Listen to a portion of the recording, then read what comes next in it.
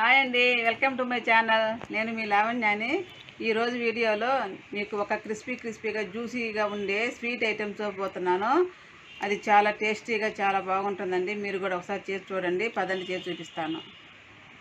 ఇది పేనీలకి కావాల్సిన ఐటమ్స్ అండి. కొంచెం ఉప్పు వేసుకోవాలి.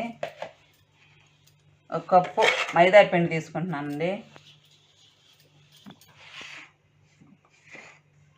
దాన్ని కొంచెం వాటర్ వేసుకుంటూ కలుపుకోవాలండి. ఎక్కువ వేయకూడదు. బాగా చపాతీ పిండిలాగా స్మూత్గా కలుపుకోవాలి.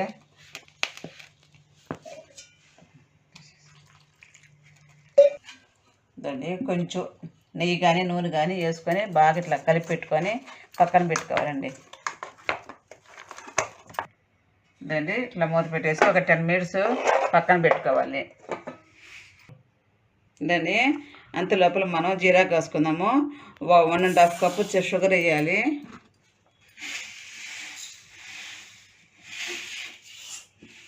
వాటర్ 1 కప్ వాటర్ అండి.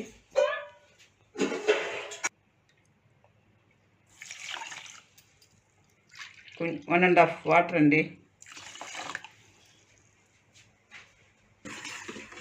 మళ్ళీ జీరా కాగుతుంది. ఇది కొంచెం పట్టుకుంటే అలా కొంచెం లైట్గా అట్లా బందరకు వచ్చిన దాకా కాసి పక్కన పెట్టుకోవాలండి. ఇదండి నానింది బాగా.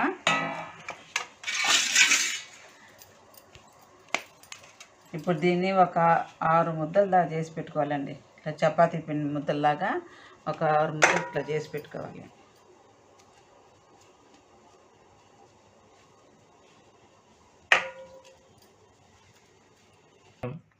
ఇప్పుడు వీటిని కొంచెం పిండి వేసుకొని కలుపుకుంటూ చపాతీలా చేసుకోవాలండి. దాన్ని ఇలా లైట్గా పిండి చల్లుకుంటూ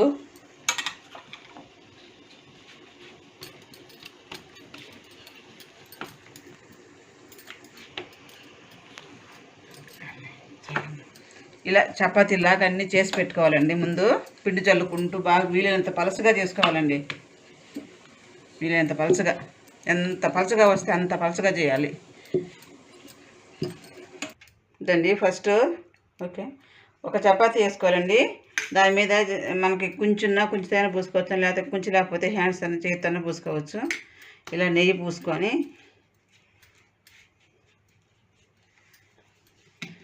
దాని మీద ఇలా మైదా పిండి కానీ బియ్యం పిండి కానీ ఏదైనా పర్లేదండి, పిండి చల్లుకోవాలి.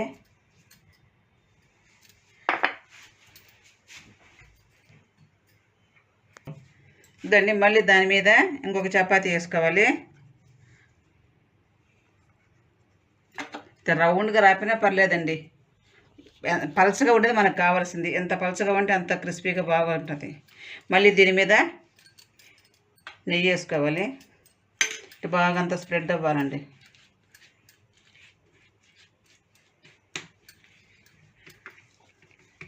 మళ్ళీ దాని మీద మళ్ళీ లైట్గా మళ్ళీ పిండి చల్లుకోవాలి.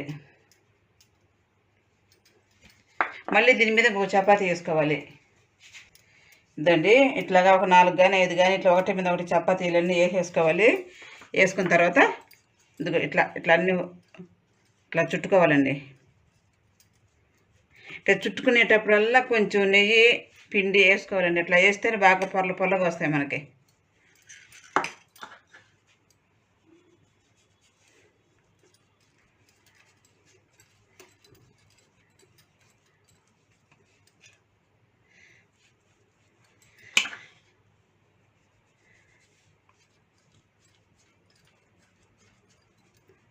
రౌండ్గా చేపలాగా చుట్టాలి.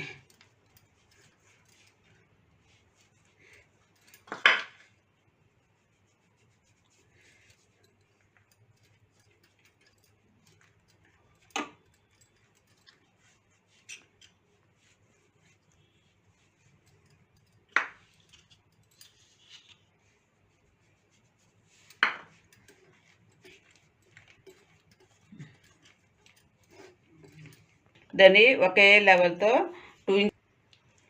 1.5 inches అండి. మూల చిన్న చేయండి. చాలా పెద్దగా అవుతాయి. చేసిన తర్వాత ఇట్లాగ అన్నీ కట్ చేసుకోవాలి.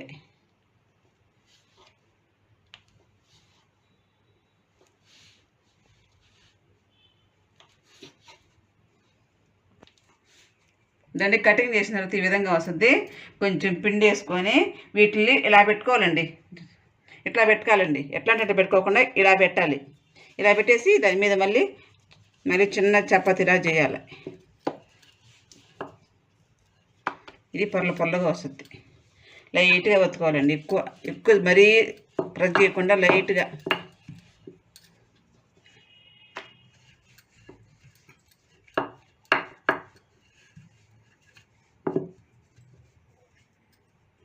గండి అన్నీ ఇలాగే పెట్టాలండి, మర్చిపోవద్దు. ఇట్లా పెట్టండి.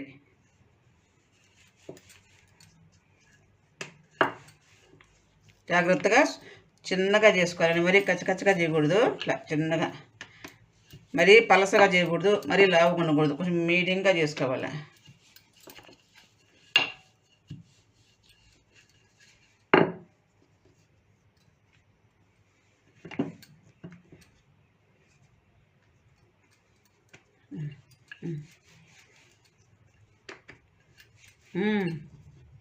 దాన్ని బాండ్లో పెట్టుకొని నూనె పోసుకున్నాను. నూనె కాగిన తర్వాత ఇంకా నూనె కాగలేదండి. కొంచెం కాగిన తర్వాత ఇక నేను చేసుకునేది. కాగిందండి, నూనె వేస్తున్నాను. మంట హైలో ఉండకూడదండి, మీడియంగా పెట్టుకోవాలా.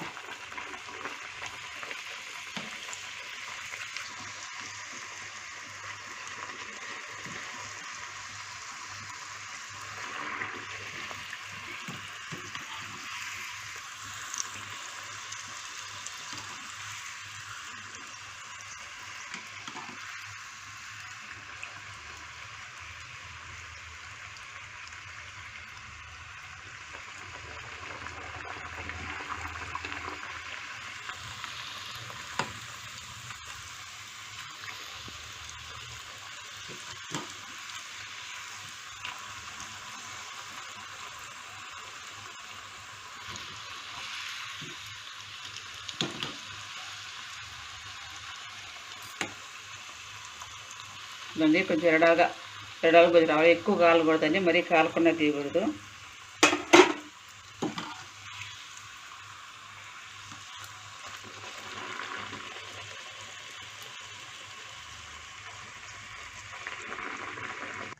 దాన్ని మనం అట్లా పూరిలాగా చేసుకున్నాం కదండి.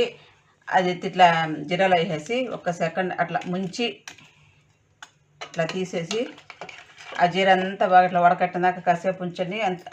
అంతలోపు మళ్ళీ ఇంకోటి వేసి పెట్టేసేయండి, నానుతుంటుంది.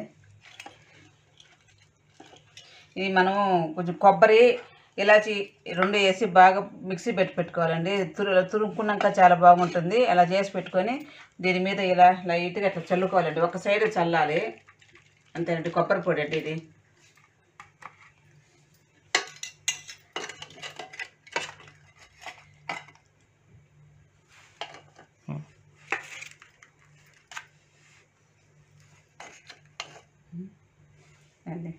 అన్నీ ఇలాగేనండి. ఇట్లా ఒకటి తీసుకునేది ఒక్క సైడేనండి కొబ్బరి పొడి చల్లేదు, 2 వైపులు చల్లబడలేదు. ఒక సైడ్ చల్లేస్తే చాలా బాగుంటుంది. ఇట్లాగా మొత్తం అలాగే అన్నీ ఇట్లాగే జీరాలో వేసుకొని తీసేసుకోవాలి. చూసారు కదా నీ రెసిపీ ఎలా వచ్చిందో, ఎంత పర్ఫెక్ట్గా వచ్చిందో. జ్యూసీగా క్రిస్పీగా వచ్చింది, ఎంత బాగుందో. లేయర్లుగా చాలా టేస్టీగా ఉందండి. మీరు కూడా ఇలా చేసుకొని ఒకసారి ట్రై చేసి చూడండి, చాలా బాగుంటుంది.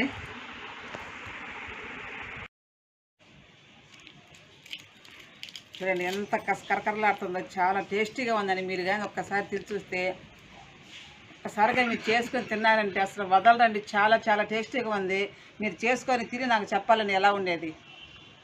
చూసారు కదండి ఈ స్వీట్ ఎలా చేశానో.